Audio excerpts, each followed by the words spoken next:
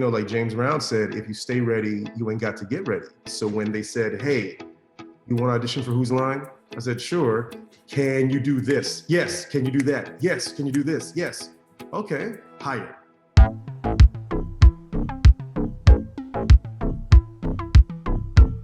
What were those early years like for you, kind of honing your craft? Like once you really put your flag in the ground and said, I want to do this, how did you start really building that foundation to grow from? You are only as good an actor as you are filled with knowledge, whether it be life knowledge or whether it be book knowledge that you've gleaned and things that you've absorbed. And I say that because you have to be a student of psychology. I have to be able to look at characters. I have to be able to look at people, especially doing comedy.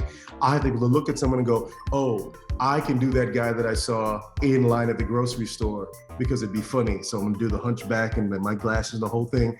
So I've got to absorb those things. Then, because I could sing, I could hear voices, and so I could start doing impressions. And I could turn those into characters. So I worked at Disney. I worked at Universal. I was a character. I started off as Goofy and Tigger, and then I became a singer-dancer there. And then I did singing, dancing shows at Universal, and I was a Ghostbuster when the park first opened up in the Ghostbusters show. I was a percussionist, and I was a break dancer in the street crew. We're talking range. This is range to go from. It's range, but it's also survival because right. I'm on my own. I got a gig. I have to learn to do all these things, but it's absorbing all that stuff. I never said no to a gig because I didn't know what the gig was going to give me. Whatever they asked of me, I wanted to be able to do. And so I embodied that yes and of the improvisational space.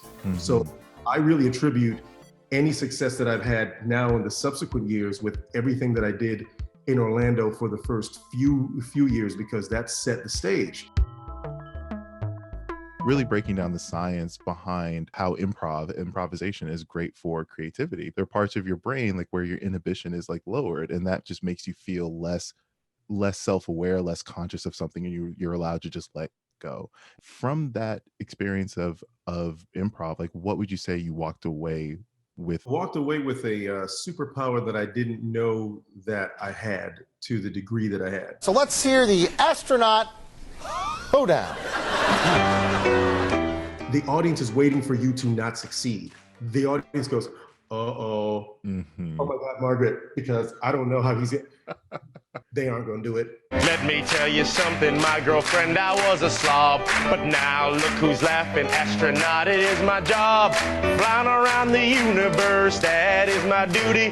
I even made a pit stop in Mars and got some Martian booty. In that split second, you have to be able to pull up your computer screen in your head and go space shuttle, space, troposphere, gravity, centrifuge, space suit, tang, boots, John Glenn. All that has got to hit you in that second. And now we start doing the scene. And now I've got to listen to you. Smoke would be coming out of my ears at that point because I feel like my brain cannot process like. As that show went on, I gained a confidence and a skill level that I never had because I never invested in it. Then once I started investing in it, then I started going, okay, well, if I'm going to be doing this show and if I'm going to be known for this thing, I just don't want to be a guy that does it.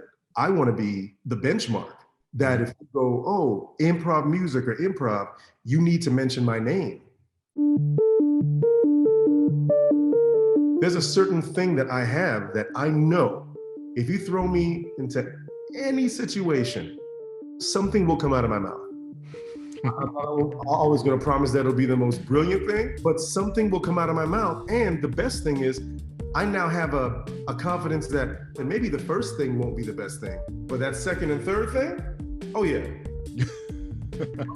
So those are life skills. Being able to do improvisation has taught me life skills. It's taught me to walk in my own skin. Being one of the improvisers of color that has a notoriety has taught me to walk in my own skin, to claim something. At the end of the day, it is a skill. It is a hard-earned skill. It is a creative muscle that has to be worked and nurtured, and it's valued by some people because not everyone can do it.